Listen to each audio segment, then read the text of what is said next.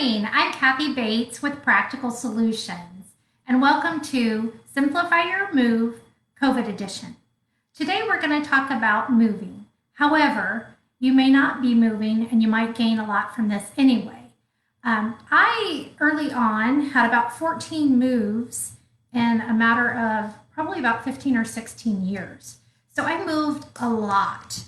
And after getting settled in California and not moving for a long time, I found myself accumulating things because I always relied on the move to help me downsize. So I started just going through my house about once a year at least and acting like I'm moving. So I still have the same space, but I'm deciding what no longer fits. What don't I use anymore? If I haven't touched it in a year, I usually got rid of it. So I would just go space by space. You can also go category by category and get rid of things you no longer want. So that's always a good thing to do, so you can pretend you're moving and use some of these same techniques. However, today we're going to be talking about people that are moving. So maybe you're moving into a smaller space, maybe you're moving into a bigger space, but either one, I encourage you to start with downsizing. So that's going to be the first thing we're going to talk about. I'm going to share a lot of my secrets today. I've been moving for about 30 years. We've probably done at least 1,000 moves through our business over the years, most of them into senior living, so downsizing. However, today we're working on a move that is going to a much bigger home, but we're still downsizing because you don't want to take a lot of things you don't need. You don't want to pay to pack, move, and unpack them just to get there. And when you're unpacking, say, why in the world did I bring this? I should have gotten rid of this. So it's always good to do what you can to plan out the new space. So think about your space. What kind of space do you want? What kind of space do you have in the new home? A lot of times people are going to a 2-bedroom assisted living for maybe like a 4-bedroom home. And they look at that second bedroom and they say, well, it's a guest room. And my kids come to visit me about once a year, so I'm going to use it as a guest room. And half the time, more than half the time, that doesn't ever get used. So sometimes I encourage them to look at what they're really missing out on. Maybe they want a craft room or an office or even a den. Some people like to use it as a den. But when you're moving into a smaller space, I like to encourage you to use it for everything you need. You're used to having a lot more space. That once a year when your kids come, maybe you can have a pull-out couch. Maybe they can stay in a guest house. A lot of these senior communities have guest house.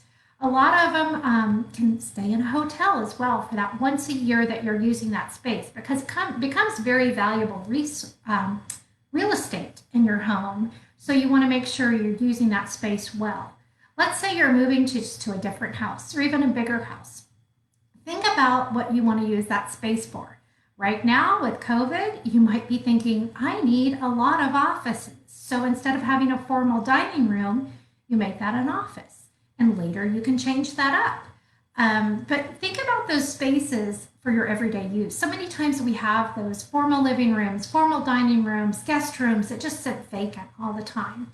Think about what you want to use that space for and be creative. So the first step is to downsize. Like I said, whether you're moving into a bigger space or a smaller space, I want you to downsize.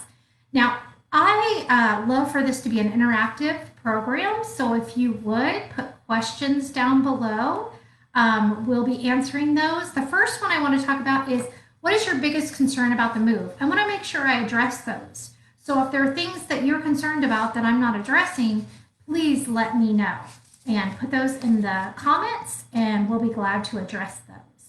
So, like I said, downsizing or upsizing or going to the same size house, getting rid of what you no longer love and enjoy is very important. I actually have corporations hire our company to do this because it saves them so much in moving cost. And the person's more organized and ready to work, and they know that that's going to pay off for them, so they invest in that. So downsizing, no matter the size of your move, it's going to, like I said, save you money, time, packing, moving, unpacking, then getting frustrated when you get there. And you're also going to be more organized on that end. So, what do you do with all the things you no longer want? You're going to have a couple of categories. There may be some things you want to sell. Obviously, the market right now is not good for selling much of anything. The best means for selling those are on apps like OfferUp, LetGo, Facebook Marketplace. But I do warn you, if you are single and alone in your house, you don't want to meet people at your home for them to pick things up. So be very cautious. Make sure you arrange it at a time where there are other people there, maybe a neighbor or a family member. So getting rid of things. Also, excuse me. No, I don't have corona. You're going to want to donate things that still have life left. So right now, I'm so sorry. I have a frog in my throat. So you're going to want to donate things that you no longer use, but that are useful to others. So right now it's a little hard to donate. You can drop off at some donation places, but they aren't really picking up. So we have a special account with Salvation Army. So if you use our services, they will pick up for our company's donations, and we'll be glad to set that up for you. The other thing you might run into is a lot of trash. So, you know, even a normal house that doesn't look like it has trash in it will accumulate a lot of trash when you're moving. So first, I always like to look at your trash service. Sometimes it'll allow for 2 bulk trash pickups a year, and you can schedule those and put it out on the curb. There's a great recycling center in Redlands you might want to use. And there's also haulers you can use. And we have a lot of different haulers we work with to help come and pick up that trash for you. So the techniques I like to use when you're going through your house and downsizing. The first one is to shop through your home for what you're going to take. So let's say somebody's downsizing from a 4-bedroom house to a 2-bedroom apartment. They're going to be leaving a majority of their things. So sometimes it's easier just to pick out what they are taking, that set of dishes, pots and pans, the basics that they want to take with them, and leave the other things in place. And then those things that are left in place, if time allows with the sale of your house and the schedule of the estate sale company, you might be able to have an estate sale. And that is the quickest, easiest way and the least expensive to empty your house, because people that really want your stuff come and pay you money for it. And you get paid for them to cart it all off. The other option, if you can't have an estate sale, is to donate it to a good cause. So in that instance, we would come in, pack it all up in boxes, and donate it. The other option is what I call reverse shopping. And that's kind of what I do in my own home. So this is great for when you're like staging your house and you want it to look good during the sale. So you're pulling out the things that you no longer want and you're donating them as you go, before maybe you put the house on the market, before you move, so that you know when you go to move, you've got exactly what you need to take with you in that house. There may be some big items you donate once the house sells, but you've gone through it all. And some people really like that approach better. So those are some of the approaches you can take to downsizing. Obviously, sometimes it can become physically overwhelming. So that's when we're here to help you with that. And then also we have all the resources you need. So the next question is, what do you not have room for that will be the hardest to let go? So if you're thinking of your new house and you think, oh gosh, I really wish I could take this. Those are the hardest things to get rid of. And what are some of those for you? So whether you're live or watching this later in a rebroadcast, we encourage you to put comments in, because we'll be following up and seeing what your questions are. So after you have downsized, it's moving time. It's time to pack. Now, when we pack a house, we wait until the day before the move so that you're not living out of boxes. But if you're packing your own house, you might need a little bit more time. Number one, I like to encourage you to get good supplies. You know, picking up boxes here and there can actually cost you more when it comes to moving because they're odd sizes and the movers have a hard time putting them in the truck. So it's always good to have standard size moving boxes. You can purchase these at Lowe's, Home Depot, the U-Haul stores. I wouldn't encourage you to go to box stores or storage units as theirs are usually a lot higher. So get good supplies. Get you some packing paper, packing tape. I like a tape gun. Get plenty of supplies to get you through. And make sure you can always buy a lot of extra and return them as you don't need them, but you're probably going to need more than you think. Next, when you're packing a box, make sure you pack it tightly. You don't want things to be loose in there. The box might get turned over, it might get dropped. Also, you want it to be tight all the way to the top. So when you pack things, don't imagine that that box is going to get carried just like it is. It's going to get turned on its side. It's going to be stacked floor to ceiling. So all that weight's going to come down on that box. If there's any headspace on the top, it's going to crush. And then all the boxes are going to begin to crush. So make sure you have that thing packed nice and tight, even if you have to add some paper at the end because you don't have any small items to fill the void. Then you're going to want to clearly label everything. We like to have a color-coded labeling system so the movers don't have to think. They can just go with the colors. But label everything by the room it's going to. The movers are carrying heavy things. They want to know, where is this box going? They don't care that it's got grandma's china in it. They want to know it goes to the dining room because they're carrying it and it's heavy and it's hard for them to look. So make sure that the room it's going to, not the room it came from, but think about the new house. Where is it going to? And pack it and label it for where it is going. Now, I also like to label the furniture. So furniture is one of those things that once they wrap it in a blanket, they at the door say, "Ma'am, sir, where is this going?" You don't have a clue. It's under a blanket. It's hard to tell what it is. So I like to have a label attached that's just a piece of paper with painter's tape. And that way you can take that off and the movers can then adhere it to the outside of the blanket. And that way when they're carrying that big heavy piece of furniture, they aren't asking you a lot of questions. They know exactly where to take it. They can get it up there, unwrap it, put it where it goes. So that's always a good idea.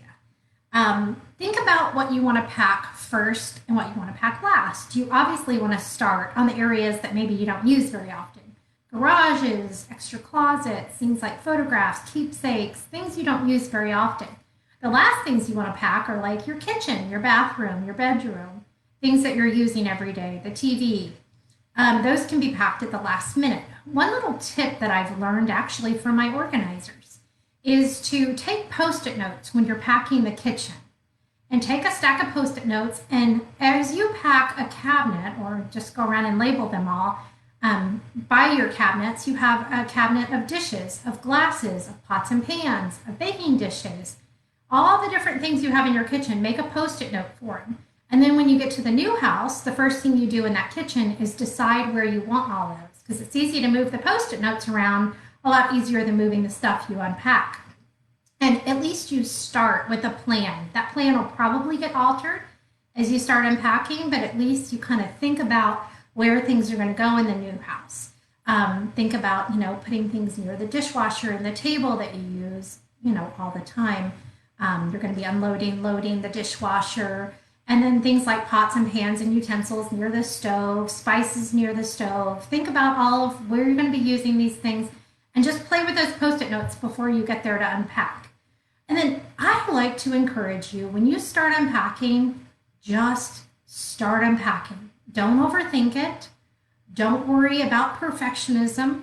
Just get it all unpacked. Start putting it away as best you can, because if you just try to unpack it, it's going to cover all the surfaces in no time. Put it away. It's always easier to move once you get it out and see everything. But just get yourself unpacking. Again, start with the stuff that's most important. The kitchen, the bathrooms, your bedroom, the things you use every day. And then get to the china hutch and all the things you use later. But just get it out. You can always tweak it. You can always organize later. but get everything unpacked. I like to hire movers for the move. If you have the funds, that will be the best investment you make, because that's the heavy part. That's the heavy lifting. And I'm telling you, these movers do it well. They do it in no time, and they're worth their weight in gold. So if you can't afford movers, it's always a good idea to hire them. Obviously, if you have a great budget, you can hire out all of it. And what we do is we arrange it all for you. And I'll go into a little bit of that. But first, if you guys do have any questions, please put them in the comments and we'll be addressing those in just a moment. But when we help you move, we go in and we do all of the physical work. You're pointing and telling us what you want. We're bringing it all out for you to sort through. You can go through it. We arrange for it to go away immediately so you're not dealing with it. We bring all the supplies for packing. We're going to come in, pack all of your things in one day, and then move you. And usually on a smaller move for these assisted livings, you're unpacked the very same day that you move. Everything is unpacked, organized, put away, beds are made, towels are hung, we'll hang the pictures on the wall. Whatever you need done, it looks like you've been there for a while. I always have people stop by and say, oh, I wish I would have used you guys when I moved. I'm still living out of boxes, but not my clients. They're all unpacked and settled. And for some studio moves to really small spaces, especially when the person has dementia, we'll do all of that in one day because we don't want to disrupt their life. And when we unpack, we're going to put it back as much like it was in the old house as we can. Familiarity helps you settle in, get acclimated into your new environment, and just start living life. No boxes, no mess. Just start enjoying your new lifestyle. So that's kind of how we work. If you have any questions at any time, you can continue posting those in the comments. I'd love to hear about your progress as you go through this. And of course, if you have any questions, you can always contact us. You've got a phone number. It's on the Facebook page, and you can always give me a call. You're never bothering me. I love helping people with their move. Even if they don't need any services from us, I will go through and share my resources and make sure that your move is as simple as it can possibly be, because I don't like to see anyone struggling with moves when we have all the tools to help them. So if at any point you need help with your move, just give us a call, even for ideas, good movers to recommend, hauling services, donations, all of those kind of things we can help you with. So feel free to comment below and we'll address all of those. We also give a free estimate, so if you're interested, we can do that for you. And while you're at it, make sure you like us and follow us on Facebook. We want to continue to connect with you. And then like and share this video. We would love for you to share it with others that maybe are moving, or maybe your realtor that has other people that are moving and would benefit from this. And then, keep those questions coming. A couple of things we have coming up. The last of our COVID series is going to be next Tuesday at 10 o'clock. And that is going to be Simplify Your Time. And this is so important for this time. We've had everything kind of stop and pause in our life. And I think about how many times I wanted life to pause. It's so busy. You just go, go, go. And then all of a sudden you're like, I would love to just hit pause. Well, guess what? We got to hit pause a little bit. And now things are going to start coming back, and we need to decide what we want to spend our time with, what's worth spending our time on. And so we're going to talk about that. We don't want to get back into the crazy busy life. Then make sure you share in the comments below things you want to hear about after we're done with this COVID series, because we're probably going to pick up getting together every Tuesday at 10 o'clock, about probably once a month. On the second Tuesday is what we're planning. The first one we do is going to be September 8th, which will be the second Tuesday in September. And we're going to talk about hoarding, because that is one of the biggest concerns amongst a lot of you. Maybe you have a loved one that hoards, maybe you struggle with hoarding. And we're going to talk about that. And hopefully that'll be helpful to a lot of people. And it's very timely because on September 14th, our company is going to be featured on the Hoarder Show. And it is Mary Jo and Heather from our staff were on it. It is the season finale, and it is supposed to be one of the best episodes they've ever filmed, from what I understand. We'll see. There's some exciting points to it, so make sure you stay tuned. It's not quite the drama you usually expect on Hoarders, but it's going to be good. So make sure you join us. We don't have any questions right now, but again, y'all continue to post those below. Let me know if there's anything we can do to help you with your move. Again, I'm Cathy Bates with Practical Solutions, and thank you for coming today.